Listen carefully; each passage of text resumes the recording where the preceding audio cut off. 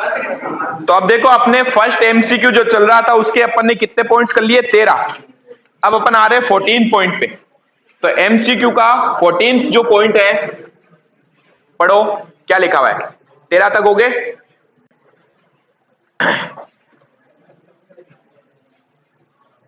14 point है, ध्यान से सुनना क्वेश्चन क्या कह रहा है। डिबेंचर्स, पता आप जब दोनों बाहर थे ना सब एकदम शांति से बैठे थे, तो समझ रहे हो मैं क्या कहना चाह रहा हूं, ठीक है ना। हाँ, 1 2 3 के बाद होने से। Debentures which is transferable by mere delivery. Debentures कितने टाइप के होते हैं, अच्छा हुआ क्वेश्चन आ गया क्योंकि अपन को थ्योरी कवर करनी थी। डिबेंचर्स का टाइप, कितने टाइप के डिबेंचर्स होते हैं कोई बता सकता है, टाइप ऑफ डिबेंचर्स। हाँ बताओ। टाइप्स ऑफ डिबेंचर्स, अब ध्यान से समझना। डिबेंचर का जो टाइप है ना उसको कितने टाइप से डिवाइड किया हुआ है। डिबेंचर्स सबसे पहले कुछ बेसिस पर डिवाइड किए जाते हैं। सबसे पहले उसका बेसिस है on the basis of security, first point, on the basis of security, ठीक है, सुरक्षा के आधार पर। देखो पूरा का पूरा एक पेपर में आपके लगभग थ्योरी भी कवर हो जाएगी, क्योंकि मैं सिर्फ उस क्वेश्चन का आंसर नहीं दे रहा हूं, मैं आपको पूरा टॉपिक बता रहा हूं जो क्वेश्चन में आ रहा है, और जो आपने नहीं कवर किया है वो वापस अपन कवर कर रहे हैं, ठीक है ना। सुरक्षा के आधार पर सबसे पहला on the basis of security. B point है on the basis of tenure, on the basis of tenure, अवधि के आधार पर, अवधि के आधार पर, ठीक है ना। और तीसरा है C point on the basis of conversion, on the basis of conversion, ठीक है ना। या इसको मोड ऑफ पेमेंट भी बोल सकते हैं, on the basis of mode of payment, परिवर्तनशीलता के आधार पर, परिवर्तनशीलता के आधार पर, ठीक है ना। एक ऑन द बेसिस ऑफ, 4 हो गए, पांचवा है on the basis of, on the basis of rate of interest, ब्याज की दर के आधार पर, ब्याज की दर के आधार पर, ठीक है ना। एक और है, पांचवा पॉइंट हमारे पास है on the basis of registration, इसी का आने वाला है, आने दो। ई point on the basis of registration, ठीक है, रजिस्ट्रेशन के आधार पर, रजिस्ट्रेशन के आधार पर, ठीक है। किसके बेस पे अपन ने बांट दिया इसको,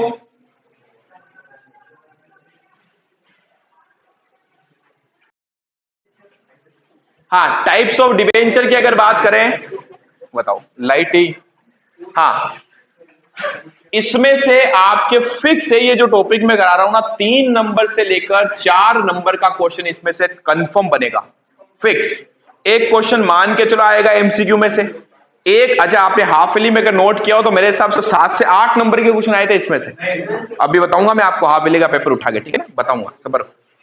तो 3 से 4 तो एनुअल एग्जाम में भी आप मान के चलना आएंगे टाइप ऑफ डिबेंचर्स पे, ठीक है ना। अब देखो टाइप्स ऑफ डिबेंचर्स की अगर बात करें तो डिबेंचर्स को कितने टाइप में यहां पर डिवाइड किया है, टोटली अपन 5 आधार पर इनको डिवाइड करने वाले हैं, ठीक है ना। पहला बेसिस हमारा क्या है, on the basis of security, security के बेस पे या सुरक्षा के आधार पर इनको 2 भागों में बांटा गया है।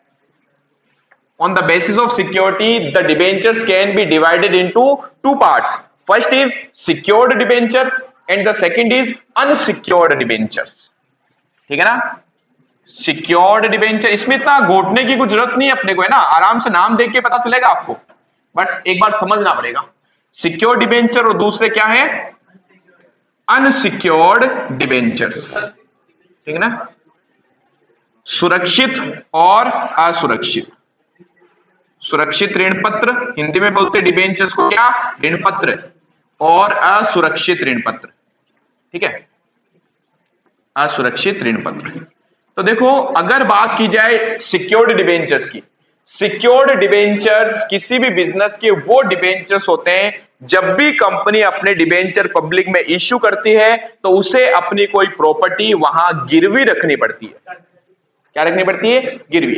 यानी जिनके लिए कोई मॉर्गेज के लिए आपकी प्रॉपर्टी कहीं ना कहीं मॉर्गेज रखी जाए, फिर आप डिबेंचर इश्यू करोगे।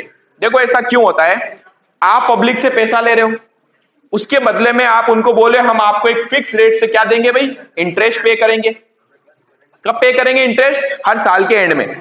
बट इसका एक फिक्स टाइम पीरियड होता है कि कुछ टाइम के बाद में कंपनी आपको आपका पैसा वापस लौटा देगी। अब अगर उस टाइम के बाद कंपनी के पास पैसा नहीं रहा तो क्या होगा। तो ये जो डिबेंचर होल्डर्स होते हैं ना, जो कंपनी की डिबेंचर लेते हैं, वो कहते हैं कोई ना कोई चीज गिरवी रख दो हमारे पास, ठीक है ना, तब हम आपको पैसा देंगे। तो कंपनी क्या करती है, अपने डॉक्यूमेंट्स, अपने कुछ एसेट्स वहां पर क्या करती है, गिरवी रख देती है कि अगर हम पैसा नहीं दे पाए टाइम से तो उस केस में आप ये हमारी प्रॉपर्टी क्या कर देना, नीलाम कर देना और पैसा लेके अपना डेप्ट रिकवर करना। ठीक है ना। तो ऐसे डिबेंचर्स जिनके लिए हमने कोई ना कोई प्रॉपर्टी क्या करी हो, गिरवी रखी हो, सिक्योर्ड होते हैं। और ऐसे डिबेंचर जहां पर हमने कोई प्रॉपर्टी गिरवी नहीं रखी, अनसिक्योर्ड होते हैं। पूरा टॉपिक पढ़ाने के बाद पूछूंगा मैं आप लोगों से क्वेश्चंस, ठीक है ना। शायद मनन को समझ नहीं आया। सिक्योर्ड डिबेंचर्स वो डिबेंचर जब भी कंपनी डिबेंचर इश्यू करेगी तो अपने कोई ना कोई प्रॉपर्टीज गिरवी रखेगी, वो सिक्योर्ड डिबेंचर्स होते हैं। और जहां ऐसी कोई नीड नहीं हो, आपने सिर्फ इश्यू कर दिया और कोई चीज गिरवी नहीं रखी, तो वो डिबेंचर्स कौन से होंगे, अनसिक्योर्ड।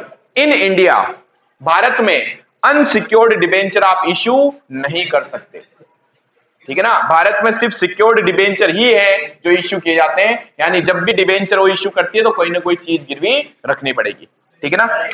तो इसको मैं शॉर्ट में वो क्या बोल सकता हूं, इसके ऊपर कोई मॉर्गेज, मॉर्गेज मतलब गिरवी रखा हुआ होता है, गिरवी शॉर्ट में। और यहां क्या होगा, यहां कोई मॉर्गेज गिरवी नहीं होगा, कोई मॉर्गेज नहीं होगा। देखो रिस्क है ना, भारत सरकार कहती है आप पैसा खा भाग गए, तो आपने लोगों से पैसा ले लिया लेकिन वापस चुकाए नहीं, तो इसलिए ना अब इसमें से पढ़ेंगे अपन कौन कौन से हैं जो अपन इश्यू कर सकते हैं, कौन से जो अपन इश्यू नहीं कर सकते। 2-4 पर रेस्ट्रिक्शन लगा रखी गवर्नमेंट, ठीक है ना। तो मॉर्गेज, क्या यहां पर कोई चीज गिरवी रखी होती है, नहीं होती। तो वर्ड देख के पता चल रहा है सिक्योर्ड मतलब सिक्योर्ड है, सुरक्षित है, कोई चीज हमने वहां गिरवी रख रखी होती है ना। और जहां पर कोई ना कोई चीज गिरवी नहीं रखी हो, कुछ भी गिरवी नहीं रखा हो, सिर्फ इश्यू किया, पैसा ले लिया कि 5 साल बाद 10 साल बाद पैसा चुका देंगे, वो कौन से डिबेंचर्स होते हैं, अनसिक्योर्ड। क्लियर हुआ पॉइंट। तो on the basis of security दो तरीके से हो गए, सिक्योर्ड, अनसिक्योर्ड। फिर बात करते हैं on the basis of tenure, time period के आधार पर। अगर टाइम पीरियड के आधार पर बात की जाए तो इन डिबेंचर्स को हमने 2 पार्ट में फर्दर डिवाइड किया। ये सब में 2-2 आएंगे। पहला आने वाला हमारे पास में रेडीमेबल डिबेंचर्स, पढ़ा भी है शायद आप लोगों ने। और दूसरा है इररेडीमेबल, इररेडीमेबल हिंदी में इसको बोलते हैं शोधनीय और गैर शोधनीय। अब ये क्या है, the debentures which time period is clearly prescribed by the company on the issue of debenture. जब कंपनी डिबेंचर इश्यू करेगी तो इसके रीपेमेंट की एक डेट बताएगी, फिक्स टाइम रीपेमेंट डेट बताएगी। कौन से हो गए, रेडीमेबल, ठीक है ना। या फिर ऐसे बोल सकते हैं after fix period, after fix period इसका क्या होगा भाई, रिडम्पशन हो जाएगा या रीपेमेंट हो जाएगा। वो कौन से हो गए, रेडीमेबल। और ऐसे डिबेंचर जहां पर कोई भी रीपेमेंट की डेट आपको नहीं बताए, यानी कब पैसा वापस चुकाया जाएगा, रीपेमेंट डेट वहां पर नहीं बताएगा। पैसा कब चुकाया जाएगा, कितने टाइम के बाद चुकाया जाएगा, ये आपको अगर नहीं बताए तो वो क्या बन गया, इररेडीमेबल। आया समझ में। स्पेसिफिक टाइम पीरियड देगा रेडीमेबल डिबेंचर्स, नहीं देगा इररेडीमेबल डिबेंचर्स। इंडिया में इररेडीमेबल डिबेंचर्स इश्यू नहीं किए जा सकते। जब भी कंपनी डिबेंचर इश्यू करेगी तो आपको उसको नाम बताना, तारीख बतानी पड़ेगी कि कब इन डिबेंचर्स का रीपेमेंट किया जाएगा या फिर रिडम्पशन किया जाएगा। ठीक है साहिल, सब नोट करो बेटा, मैं खत्म होने दो बस इसको, ठीक है ना।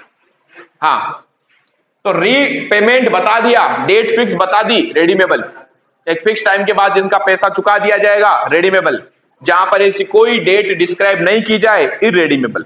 पता है यहां क्या होता है, यहां कंपनी कहती है हमने पैसा ले लिया आपसे, अब जब भी हमारे पास एक्स्ट्रा पैसा आ गया, फंड आ गया, रीपे कर देंगे, तब तक आपको ब्याज दे रहे हैं ना, हम कहां दिक्कत है, आ रहा समझ में। तो कोई फिक्स टाइम पीरियड नहीं बताते कि 5 साल बाद दे देंगे, अच्छा बता दिया अगर तो 5 साल के बाद या 6 साल बाद जो भी डेट बताती है पैसा लौटाना पड़ेगा, ठीक है ना। यहां ऐसी कोई ऑब्लिगेशन नहीं रहती। क्लियर, अभी तक अपन ने 2 बेस पढ़े, on the basis of security, secured और insecured, on the basis of tenure, time period के आधार पर देखा जाए तो रेडीमेबल और नॉन रेडीमेबल, सॉरी इररेडीमेबल, ठीक है ना, इसको नॉन रेडीमेबल भी बोला जा सकता है कई बार, शोधनी और गैर शोधनी। कोई समस्या यहां तक नहीं आनी चाहिए, इजी है। तीसरा पॉइंट है on the basis of conversion. अब ये क्या होते हैं, इसको ना मैं थोड़ा इधर ले लेता हूं, नहीं तो चलो इसको तो यहां कर लेते। On the basis of conversion अगर बात की जाए, फर्स्ट ए बी, इनमें से ना कोई भी आपके क्वेश्चन आ सकता है। What do you mean by irredeemable debentures, गैर शोधनीय ऋण पत्र क्या होते हैं समझाइए, ठीक है ना, ये भी आ सकता है। What do you mean by secure debentures, what do you mean by unsecure debentures, ऐसे क्वेश्चन भी आपके 1-1, 2-2 नंबर में बन सकते हैं, ठीक है ना। अब बात करें अगर कन्वर्जन के बेस पे डिबेंचर्स को बांटा गया हो, कितने तरीके से बांटा गया, 2। पहला कन्वर्टेबल डिबेंचर्स, कन्वर्टेबल डिबेंचर्स, और दूसरे हैं non convertible debentures, non convertible debentures, ठीक है ना, कन्वर्टेबल होते हैं ये, हिंदी में इसको बोलते हैं परिवर्तनीय, परिवर्तनीय ऋण पत्र, और इसे क्या कहा जाता है, गैर परिवर्तनीय ऋण पत्र। शायद मैंने टॉपिक आपको है ना लिखने के लिए दिया था कॉपी में, मेरे हिसाब से लिखा नहीं आप लोगों ने, ठीक है ना, नहीं लिखा तो ठीक है कोई बात नहीं, आज समझा तो यार हूं, घर जाके आज ही आपको नोट करना है। फिर कह रहा हूं इसमें से क्वेश्चन पक्का है, 3 से 4 तो कम से कम बता रहा हूं, ज्यादा ज्यादा 7-8 नंबर के भी क्वेश्चन आ सकता है। बड़ा क्वेश्चन आ गया 4 नंबर का, ये लो थ्योरी में क्या कर लोगे प्रैक्टिकल की जगह, write down the types of debentures, ठीक है। बात करें कन्वर्टेबल और नॉन कन्वर्टेबल, जैसा कि नाम से पता चलता है, convertible debentures are the debentures which can be convert into equity share, which can be convert into equity share after some time, कुछ टाइम के बाद उन्हें क्या कर दिया जाएगा, क्या कह सकता हूं, can be convert into, can, अच्छा राइट होता है इसका भी, इसको राइट ऑफ कन्वर्ट, एक मिनट आ रहा हूं, right of convert into equity share, अगर जिनको ये राइट होगा, अच्छा कब होगा ये right, after a certain period, ऐसा नहीं कि आज आपको डिबेंचर दिए कल ही आपको शेयर इशू कर देंगे, आफ्टर अ सर्टेन पीरियड अगर ये राइट होता है तो इसको अपन क्या नाम देते हैं, कन्वर्टेबल डिबेंचर्स, और जिन्हें ये राइट नहीं होता है उसको क्या नाम दे देते हैं, नॉन कन्वर्टेबल डिबेंचर्स। तो कन्वर्टेबल डिबेंचर्स कंपनी के वो डिबेंचर्स होते हैं जिन्हें एक फिक्स टाइम के बाद इक्विटी शेयर्स में, शेयर भी कौन से, इक्विटी शेयर्स में चेंज करवाने का अधिकार होता है। हमने उनको बोल दिया 2 साल के बाद आप चाहो तो अपने डिबेंचर को शेयर में कन्वर्ट करवा सकते हो, कन्वर्टेबल डिबेंचर्स, और जिन्हें ये राइट नहीं होता है नॉन कन्वर्टेबल डिबेंचर्स, ठीक है ना। इंडिया में दोनों तरीके के डिबेंचर इश्यू किए जा सकते हैं इक्विटी शेयर में, ठीक है, 1 मिनट में आ रहा हूं। अब देखो 3 तो पॉइंट हो गए हमारे पास, on the basis of security, tenure और कन्वर्जन। नेक्स्ट अपन कर रहे हैं अब on the basis of rate of interest और रजिस्ट्रेशन के बेस पे। तो अब इसको रफ में कर रहा हूं, इनको आप कॉपी में एक बार नोट कर लेना, समझा दिया मैंने आपको, अब इजीली आपको समझ में आ जाएगा। बिल्कुल इसका एमसीक्यू आया, आप जो एमसीक्यू पूछे जाएंगे वो भी मैं आपसे पूछूंगा समझाने के बाद, ठीक है ना। हाँ, और मैं देखूंगा कौन कौन है जो थोड़ा ध्यान कम दे रहा है, तो मैं उसकी तरफ पूरा ही ध्यान दे दूं।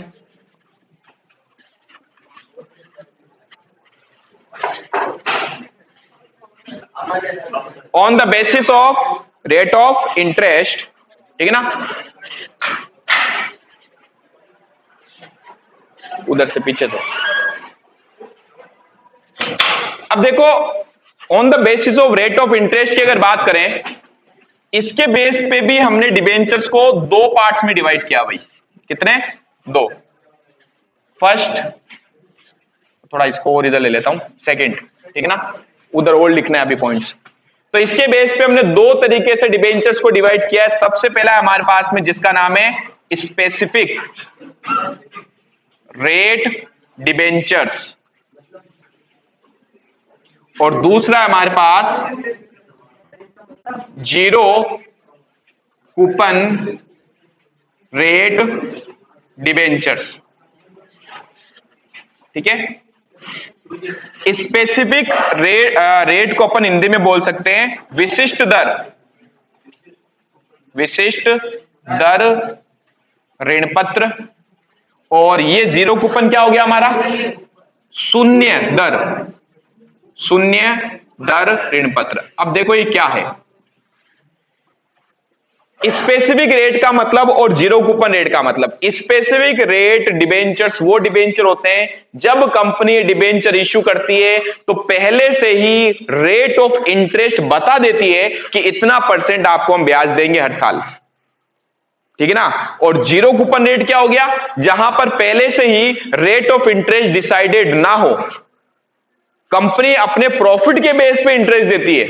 जैसे XYZ लिमिटेड ने डिबेंचर्स इश्यू कर दिए और कंपनी ने यह कहा कि हम जितना प्रॉफिट होगा उसके अकॉर्डिंगली आपको इंटरेस्ट पे करेंगे। तो बताओ क्या उन्होंने रेट ऑफ इंटरेस्ट बता दी पहले से? नहीं बताई, क्लियर नहीं करी, ठीक है ना। तो ये जो डिबेंचर्स होते हैं उसको अपन बोलते हैं जीरो कूपन। हाँ, ये नहीं जीरो का मतलब ब्याज देगी नहीं, रेट पहले से डिसाइड नहीं होगी, ब्याज तो देगी, ठीक है ना। हाँ, प्रॉफिट नहीं हुआ तो भी देगी, कुछ ना कुछ तो देगी, ठीक है ना।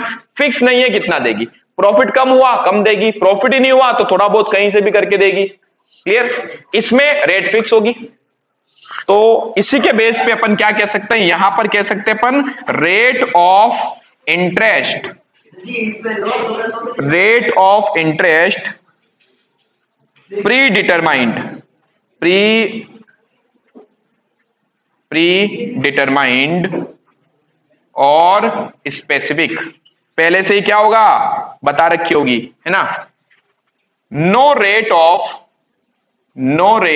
Of interest prescribed at the time of issue. जब हम ऋण पत्र इश्यू करेंगे, निर्गमित करेंगे, उस टाइम कोई भी रेट ऑफ इंटरेस्ट नहीं बताई जाएगी और यहां पर पहले ही बता दी जाएगी। अच्छा, किस time? Eight the time of issue, clear. तो ये दो हो गए हमारे पास में डिबेंचर्स, कौन कौन से? पहला स्पेसिफिक वाला और दूसरा जीरो कूपन रेट, ठीक है ना। स्पेसिफिक वाले में रेट ऑफ इंटरेस्ट पहले से अपन बता के बैठते हैं और जीरो कूपन में रेट ऑफ इंटरेस्ट जब इश्यू करते हैं उस टाइम नहीं बताई जाती, बाद में डिपेंड करता है कंपनी पे कि प्रॉफिट के अकॉर्डिंगली वो कितना इंटरेस्ट पे करेगी, ठीक है ना। और कई बार ऐसा भी होता है इश्यू करते टाइम नहीं बताया, बट 1-1.5 साल बाद कंपनी कहते ठीक है अब 2% इंटरेस्ट हम देंगे आपको, 5% इंटरेस्ट हम देंगे आपको हर साल। तो मतलब इश्यू के टाइम पहले क्लियर नहीं करने के, बस शॉर्ट में ये, उसके बाद वो डिसाइड कर सकते हैं। जितने डिबेंचर इश्यू करते हैं इंटरेस्ट हमेशा उसके अमाउंट पे होता है। कंपनी ने 10 लाख के डिबेंचर इश्यू किए तो 10 लाख का 5%, 6% जो भी है, प्रॉफिट का थोड़ी ना होता है, मालिक थोड़ी ना ये कौन है? Loan provider. ये भी क्वेश्चन आता है एग्जाम में, डिबेंचर्स को क्या माना गया बिजनेस के लिए, ओनर या लोन प्रोवाइडर? हाफ ईयरली में भी आया था आपके क्वेश्चन, अभी भी इसमें आप पढ़ोगे 3 से 4 बार ये क्वेश्चन रिपीट होगा। तो शेयर जो है वो कंपनी के मालिक होते हैं, जबकि डिबेंचर होल्डर्स है वो कंपनी के लोन प्रोवाइडर्स होते हैं, ठीक है। अब बात करते हैं अपन किसकी? On the basis of registration, registration के बेस पे दो तरीके के डिबेंचर्स हो गए हमारे पास। फर्स्ट हो गए रजिस्टर्ड डिबेंचर्स, रजिस्टर्ड डिबेंचर्स, और दूसरे हो गए बियरर डिबेंचर्स, बियरर डिबेंचर्स। ठीक है, रजिस्टर्ड डिबेंचर्स को हिंदी में कहा जाता है पंजीकृत, पंजीकृत ऋण पत्र, और बेरर को कहा जाता है वाहक ऋण पत्र। ठीक है, अब समझना इसमें क्या है, इसका क्वेश्चन बहुत बार पूछा गया है, बेरर डिबेंचर्स क्या होता है। ठीक है ना, मतलब आज तक अगर टाइप्स ऑफ डिबेंचर में 10 बार क्वेश्चन आया तो 10 में से 6 बार क्वेश्चन इसका ही आया है। ठीक है ना, हाँ, अगर अगली बार आपका मुंह से दांत भी दिख गए ना मेरे को, सीधा बाहर जाओगे। ठीक है, और क्वेश्चन का आंसर अब आप दोगे जो मैं पूछने वाला हूं। रजिस्टर्ड डिबेंचर्स और बेरर डिबेंचर्स। अब रजिस्टर्ड डिबेंचर्स क्या होते हैं, ये वो डिबेंचर्स होते हैं जिसमें जिस पर्सन को हमने डिबेंचर्स दिया है उसका नाम, उसका एड्रेस, यानी उसके बारे में जो भी इंफॉर्मेशन है वो कंपनी में रजिस्टर्ड होती है या एक रजिस्टर में लिखी जाती है। जैसे सपोज कीजिए मैंने कंपनी का डिबेंचर ले लिया तो मेरा नाम, मेरा एड्रेस सब वहां पर रजिस्टर्ड, एक लेटर होगा, रजिस्टर्ड एक रजिस्टर होगा डिबेंचर्स का, उसमें नोट करेंगे। ठीक है ना, अब बताओ अगर मैंने किसी और आदमी को डिबेंचर बेच दिया तो कंपनी उस आदमी को तब तक मालिक नहीं बनाएगी उस डिबेंचर का जब तक उस पार्टी का नाम वहां पर रजिस्टर्ड ना हो जाए। क्या मैं रजिस्टर्ड डिबेंचर किसी को बेच सकता हूं? बिल्कुल बेच सकते हैं, लेकिन पहले उसका नाम आपको वहां रजिस्टर्ड करवाना पड़ेगा कि मैं इस आदमी को डिबेंचर्स बेच रहा हूं, इसका नाम अब मेरा हटाओ, इसका लिख दो, registered debentures. But bearer debentures क्या होते हैं? बियरर डिबेंचर्स ऐसे डिबेंचर्स होते हैं जो किसी भी एक स्पेशल आदमी को इश्यू नहीं किए जाते। पहले तो उनका नाम, जिसके पास भी डिबेंचर्स पड़ा है उसका नाम कंपनी में लिखने की कोई नीड नहीं है। जैसे ही उस आदमी ने डिबेंचर किसी और को दिया, सौंप दिया, वो उसका मालिक बन जाएगा। क्यों बन जाएगा? क्योंकि नाम तो रजिस्टर होने की नीड ही नहीं है। क्वेश्चन अब क्या बनता है इन डिबेंचर्स का, ऐसे कौन से डिबेंचर्स हैं जो मेयरली डिलीवरी से ही ट्रांसफर हो जाते हैं?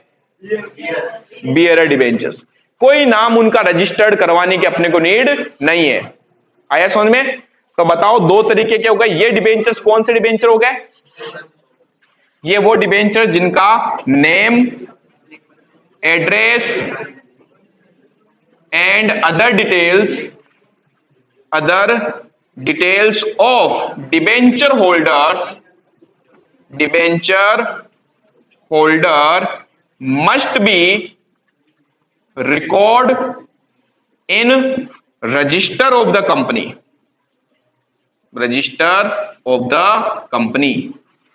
तो जिनका नाम, एड्रेस और other information of the debenture holder must be record in the register of the company, जिनका नाम और डिटेल सारी यहां पर रिकॉर्ड होगी। ठीक है ना, और ये कौन से डिबेंचर होल्डर होते हैं? जिनकी डिटेल्स यहां पर रिकॉर्ड नहीं होती, डिटेल्स नॉट रिकॉर्डेड। मैं शॉर्ट में समझा रहा हूं भी, है ना, आपको लिखना तो आपको बुक से ही है, तो इसको देख के पता चल जाएगा। इनकी डिटेल्स कंपनी में रजिस्टर्ड लेटर में लिखी जाती है और इनकी डिटेल्स कंपनी के रजिस्टर में नहीं लिखी जाती। ठीक है ना, और ये वो डिबेंचर्स होते हैं which are transfer by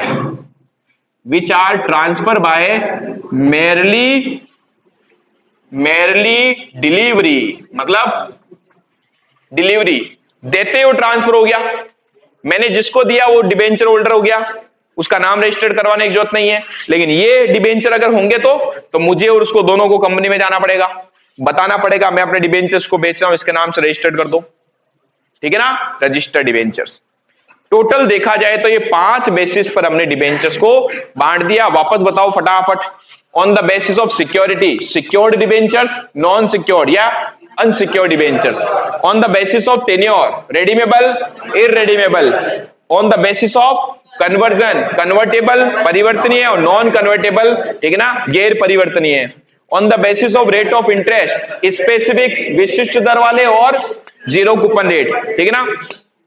last क्या है? On the basis of registration, registered debenture और बेयरर डिबेंचर्स। ठीक है ना। हाँ बोलो, क्या दिक्कत है?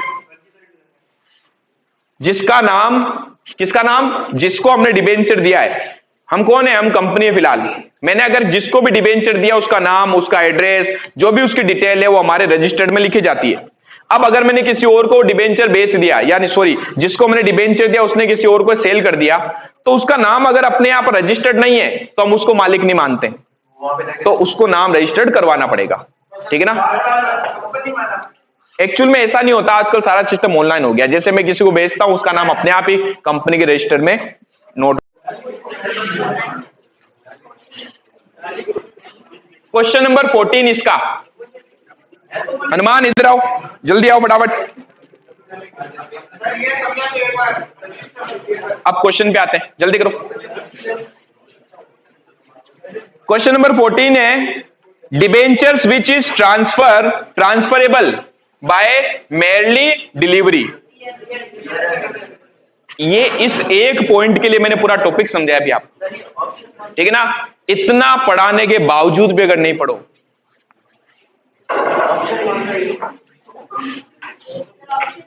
अभी बताता हूं। देखो, पहले मैं आपको सारी चीजें बताऊंगा और अब ये पूछूंगा भी कि कौन सा डिबेंचर किस में आएगा। तो हमारे पास में ये पॉइंट नंबर 14 वाला क्वेश्चन, तो which debenture is transferable by mainly delivery, जो केवल डिलीवरी करने से ही ट्रांसफर हो जाएंगे, इसे कौन से डिबेंचर्स होते हैं? 4 ऑप्शन दिए। पहला ऑप्शन दिया इसने रजिस्टर्ड डिबेंचर्स। हाँ तुषार, रजिस्टर्ड डिबेंचर्स कौन से डिबेंचर्स होते हैं? Very good. जिसका नाम, जिसका एड्रेस, जिसकी अदर डिटेल्स कंपनी के रजिस्टर में रजिस्टर्ड होती है, वो रजिस्टर्ड होते हैं। तो हमने कहा ये तो नहीं है। दूसरा इसने बोला है नेक्ड डिबेंचर। में एक नाम लिखाना भूल गया। नेक्ड डिबेंचर जो होता है वो 0 कूपन रेट को ही बोला जाता है, नेक्ड। ठीक है ना? उसके आगे और नाम लिख देना। तीसरा बियरर डिबेंचर, अब वो देखना पड़ेगा बेटा, छुट्टी में देखते हैं ना। डिबेंचर्स कौन से? Bearer debenture. और चौथा है नन ऑफ द अबव। तो बताओ राइट आंसर क्या होगा इसका? बियरर डिबेंचर्स, सी, बियरर डिबेंचर्स। ठीक है?